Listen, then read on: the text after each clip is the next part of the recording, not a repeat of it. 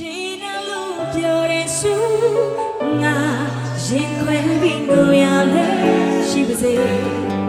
ကယူမဆိုင်နဲ့လေမင်းချင်ရကိုရွေ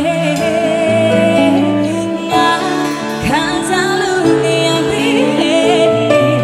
စိတ်ချမ်းနေတဲ့ဆိုရင်ပြီးတာပဲခွေလုံးနာလေဒီနဲ့ချင်းချမ်းရများစွာ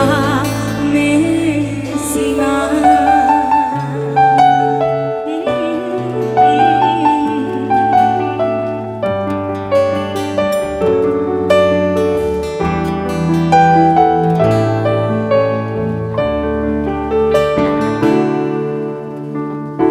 ရှင်မခံစားရတဲ့ဖြစ်ကုန်မင်းကနာမလဲဘူးငါရဲ့တရားတွေခု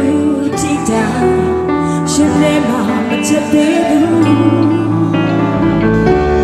ချူတာတဲ့စကားလေးများစွာပြောသမျှဟုတ်ချင်ခဲ့အခုတော့မရတော့မှတဲ့ကြုံလာပြီမို့မြင်လာပြီမို့ငါဝါနေလားလို့